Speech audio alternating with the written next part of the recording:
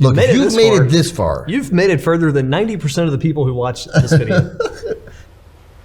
Wait a minute. If Steven didn't lose you with that intro, I'd like for you to subscribe. No, I'm not ready yet. Wait. Can we just start already? This is a series for financial advisors. We offer easy to implement marketing and practice management advice. This is the Steven and Kevin Show. Welcome back, everybody. Episode number 97 of the Steven and Kevin Show. Today, we're going to tackle 10 of the more common questions we're getting now. We were trying to think through a show topic for today, and we were muddling over a few different options. And as we were talking about it, there's a lot of questions we've been getting as advisors have been thinking about 2022 and what they're strategizing. So we thought, let's turn that into a show. We're going to go through some of the most common questions we've been receiving lately, and then we're going to just kind of riff off of each other. Yeah, so generally we get a lot of tactical questions. People want to know, how should I improve my video setup? Or what language would you use in this scenario? But here more recently, we've had a lot of broader questions about the direction of marketing in 2022. So we're going to give ourselves a chance to weigh in on that here today. Perfect. By the way, if you haven't yet, make sure that you subscribe. Hopefully you like the content. You made it this far, right? Maybe a minute in. So hey, do us a favor and subscribe. All right, number one, should I plan on having a significant number of video conference meetings in the future? Yeah, pretty much. The answer is yes. Okay. All right, the next one. Question. No, we did some research on this, and 52% of the affluent basically said that they want to continue to do video conferencing with their financial professional even after the pandemic. I mean, we've seen this huge shift, and I mean, I know for me personally, I have no problem with that. Getting on the video conference, a WebEx, a Zoom with my financial advisor. Yeah, I think there will be a balance. Like, I feel like there was a period of time where everything was video conference. Yeah. Like it was an automatic default. It was going to be a video conference. And I think we'll move away from some of that. Mm-hmm. Like I still think there's merit in having an occasional quick phone call that doesn't require you to get on camera. Sure. But generally speaking, there's going to be a heck of a lot more video conferencing going forward into next year than there would have been 5 years ago. The technology's there. People have accounts with various video conferencing providers now. People have gotten better with it too, right? And I think when you make that mental, when you put your foot in the ground and say, going forward, we're going to have a lot more video conferencing, you're more likely to invest the time and energy and resources into having a better video conferencing setup. Your equipment, yes, your attention to detail and doing it right. If you haven't done that yet, by the way, do that. Like spend a little time upgrading your setup if you haven't. I'm sure many of you have. Because that's a very common question we get too, is what goes into that setup. But if you think this is a short-term phenomenon that eventually everything's going to go back to in person, I would challenge that one. Yeah, like when we say dedicating money and energy into that, it may be that you have a specific spot that you build out in your office that's meant for video conferencing. We've found a need here to have multiple spots for that in our office as more and more people are doing it. Definitely. Okay. Next question here is, and we get this one from advisors, at all different stages of their career, but should I hire someone full-time to run my marketing? And are thinking, it depends a lot, obviously, on the team and the size of the team, but probably not. Well, that usually happens in two ways. Sorry go ahead. to cut you off, but it happens in two ways. We have some people come to us and they portray that as, I hire somebody for marketing. Essentially, it's a junior advisor that they want to do some door knocking or cold calling. Which rarely ever works. Not a good idea, generally. Yeah. Or that we have people who say, you know what, marketing is really important to us. We're going to have somebody full-time internally do that. Now, the rub with that, because all else equal, we'd love for people to invest in marketing. But if you look at the list of things that they're able to accomplish internally, posting your content, maybe playing a role in planning your client events, there's a certain list of things they can work through, which generally in most teams of under a size of 10, let's say, it's not a full-time gig. Yeah, that's true. Well, and that's why it ends up being a hybrid gig with usually someone who's in more of a service role as well. So full-time person, probably not unless you are a sizable team. And there's great, would I outsource to potential companies? Yeah, potentially. Well, yeah, but as you grow, let's say you get past that number 10 or 20 employees, having somebody internally is almost a must because there's a lot of coordination that needs to happen to make sure that you're putting out consistent thought leadership content, that your posts are all in alignment and that sort of thing. So, well, anyway, question number 3. should I be spending money on digital advertising? We think so. We think significant amounts of money on digital advertising. We are convinced that this phenomenon of being found on the internet isn't going anywhere. That's how people are making decisions now. And you can do a ton by putting a little bit of money behind your post. Yeah, and it depends upon your revenue, right? As a firm, I mean, in terms of how much budget you're actually putting behind, digital advertising, but that's where people's eyes and ears are. That's where they're focused on. And also the ability to track certain metrics is really fantastic with digital advertising. I mean, I remember I was speaking to a team who spends, $8,000 a month being in some sort of glossy physical magazine that goes out to affluent neighborhoods. And I asked them, I said, well, how many people do you think actually flipped to that page and saw your ad? Well, we have no idea. We don't know. We're just speculating, right? And look, I mean, they get it. They're trying to build a brand over the long term, but to be able to come back and know specifically how many impressions you're getting, or the reach, the click-throughs, I mean, being able to see some actual numbers behind it makes it super appealing. And the reality is you're only going to get so far with just organic reach, posting your content. So many people are going to, some people are going to see it, but not as many as you'd like. Yeah, I mean, the organic reach opportunity right now is LinkedIn, hands down, right? So if you want to be on Facebook, you're going to have to pay to play. Yeah, so when you're able to do so, you're making people aware of who you are. You're building some kind of relationship even from afar with them. And when the timing is right, when they need a financial advisor, your bet is that they're going to be thinking of you. Okay, next question here. We're going rapid fire today. And this is one related to exactly what we're doing right now. Should I be getting into more recorded video content? I think you know the answer to this one. Well, yeah, we happen to be folks who sell recorded video services, so we're a little bit biased to plug Oechsli Mobile. But yeah, recorded video to us brings every other bit of your marketing to life. If you've got recorded video, your Facebook and LinkedIn feeds are way better. If you've got recorded video, your website comes to life. Your newsletter is more interesting.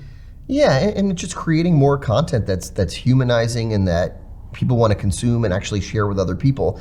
One of our recent studies on affluent investors found that the affluent actually send more referrals to their advisors who actually create more content. So not that we're going to get into the weeds of that study right now, but there's a strong correlation between referrals and advisors who create. Right. So yes, we do think you should be getting into recorded video. Next up, should I plan for much social prospecting in 2022?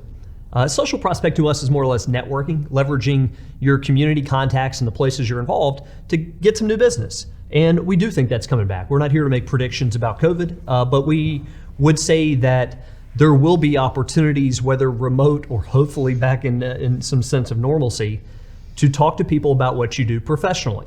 And we think that is a huge missed opportunity for a lot of people out there as they become more tenured in the career. They become a little bit less likely to ask their friends and family to do business with them. Yeah. At a point where their friends and family are in a better position to work with them than they would have been when they started. They just don't ask. And, we did a previous podcast episode all about social prospecting. So, by the way, if you haven't seen that one and you want to get into the weeds of certain language and different approaches, go back and watch that episode. I think it's really valuable. The other thing here with social prospecting, and just to kind of pivot a little bit here is, and it relates, is with intimate events too, right? Mm-hmm. So if you're having some sort of events that you're starting to get back more in person, and your clients are bringing prospective clients, that's going to be a big opportunity. And I know with some of the advisors that I've been working with lately who've jumped back into in-person events, they're like some of their best events that they've held. Mm-hmm. It's like people are just excited about doing something and getting out of the house. So do we expect social prospecting to have a resurgence? Definitely. Definitely. Do we think that client events are going to come back in vogue? Absolutely. Yeah. And if you want to have some security that these events can go off, even if, let's say, the case rate started going back up or something, there are ways to plan it to where there's an option for virtual, to where it's being held outdoors, to something that would not be a deal breaker if we got a month from now and the conditions weren't any better. I remember some advisors right in the heart of the pandemic were doing fun events virtually, right? And they're not ideal, but they were able to pull them off. I think what is going to transpire in the coming year is that educational stuff is going to be more likely to happen by way of webinar, and that the fun stuff is going to go back to being in person, because Totally agree. all else equal, who wants to have a bourbon tasting remotely? You know? I totally agree with that. Or a cooking class or whatever it was that a couple of our advisors were doing. So, all right, cool. Next question here is one that we've been getting quite a bit lately, and this is a tricky one. Should I continue posting social content even if I'm not getting very much engagement? Right? So you're creating content, you're putting it out on LinkedIn, Facebook, Twitter, Instagram, wherever you're putting content, and you don't feel great about your numbers. Right? What do you do in that scenario? Should you keep posting? Yeah, I would say keep posting, but post something different. Yeah. Right? Yeah. You know, and I think the majority of people watching this can relate to, if not now, at some point in your history of posting stuff on social, you've felt like there's maybe a lack of interaction with it. Usually means mix it up a little bit. If you've been putting forth all articles, put in some video. If you've been putting in some videos that weren't doing so well, rethink the concepts. Yeah, so like the medium is one, and then the other is what you're actually talking about. So thinking about, maybe you're not hitting upon the hot buttons of your target market. Maybe it's too salesy what you're posting. The other thing is go and give more engagement too. Mm-hmm. So if you haven't been doing that, start going out every day, and instead of just posting every day, going and say, you know what, I'm going to spend 15 minutes today, 20 minutes today, and I'm just going to engage with other people's content.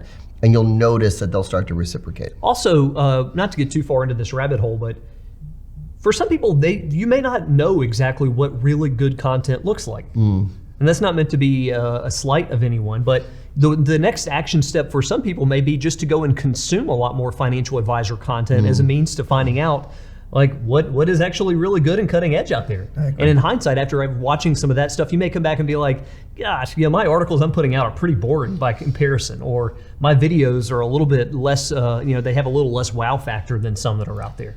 Yes. Last point here on this is, don't forget about silent engagement, the people who are just consuming but not necessarily engaging, right? The people who are seeing your posts on a regular basis, but they're not always there. And there's more than you realize a lot of times. I mean, we've seen that from clients who are in our programs where maybe they're posting a few things and they're not happy right away with the engagement levels, but then during client meetings, the clients are saying, hey, by the way, I've been seeing your posts. Those are some of the best posts I've seen. And they're actually referencing it, but they didn't go and engage on the network itself. Yeah, happens a ton. Next up, related, should I be wearing a suit on camera?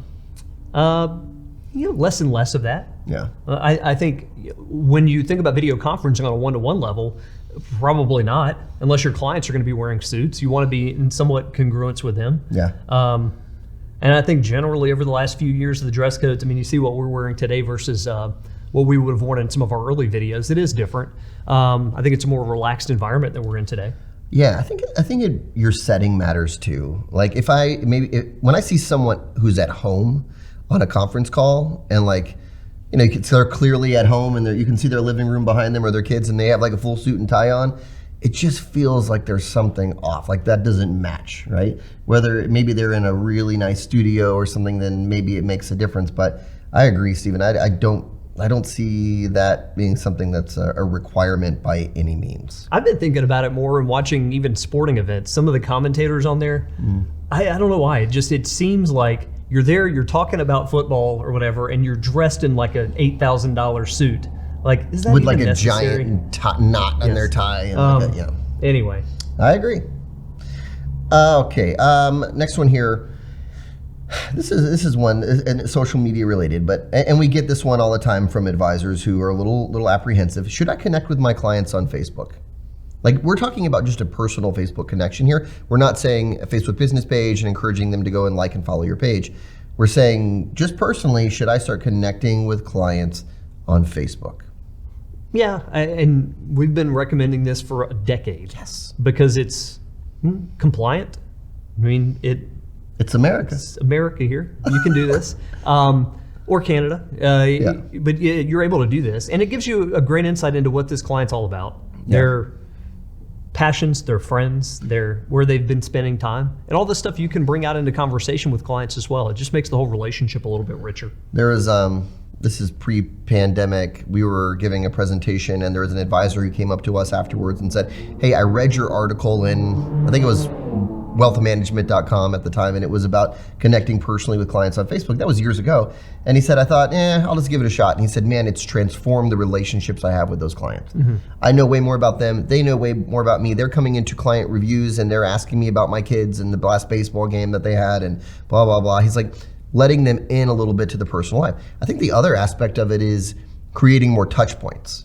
So like, I can only take a client out so many times to lunch before they're like, "All right, I don't need lunch anymore," right? But I can engage with you every week on Facebook, right? I can comment, I can react, and a comment obviously is going to be more noticed, but it's creating that top of mind awareness with them. Yeah, and there's no absolutes with any of this. I think it's interesting to have a broader tool set. Yeah. Like Facebook is one part of that tool set, just the same as in-person lunches are or client events. Each client's wired a little bit differently. Your quickest way of connecting with a client like Kevin would be through social media, staying in touch with him in that way, as opposed to wanting to come and take him out to lunch periodically. He's going to be like, we got a lot going on here. Well, it's a bigger commitment, right? Yeah. So it goes right into the next one, which is, should I be tracking different metrics going forward in 22? And the answer is yes, for a lot of people out there. The metrics going into 22 are going to be vastly different than 5 years ago.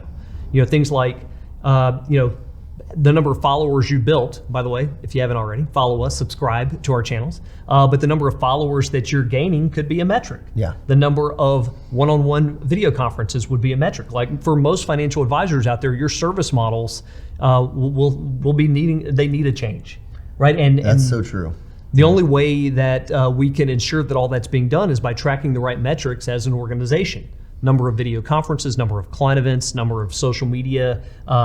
Interactions, Yeah, followers. How many times you're posting each week, creating original content, impressions, views. I think obviously you can see us skewing more digital when we're talking about some of those things, but you got to measure them. And are you getting in front of people more regularly? Marketing at its core is very simple. It's putting the right message in front of the right people. And so measuring some of those types of metrics to know that you're getting the reach that you should be getting. Yeah, as you think about, this is a good time of year to be thinking about business planning, but the core of it ought to culminate into a handful of key metrics that you're tracking. Yeah. And the question is, as a group, what are those going to be for you?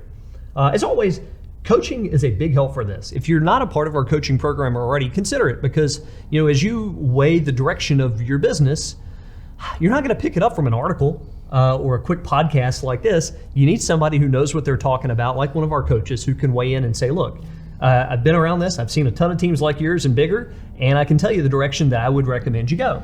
We just finished a research project of our existing coaching clients and asking them about their coaching experience. And the number one and number two thing that they value the most, number one is what? Having a sounding board, having another person who's experienced to bounce ideas off of and to give you feedback. And number two is accountability. Someone who's actually going to hold your feet to the fire, push you a little bit more than you would have been, and make you do things that you probably wouldn't have done necessarily on your own or done them consistently. Hey, if you have questions, chime in, email us. info@oechsli.com is a great way to do it. Chime in on our social channels. Certainly comment below this video if you're watching it on YouTube. And happy to field these as they come along. Thanks for joining, everybody.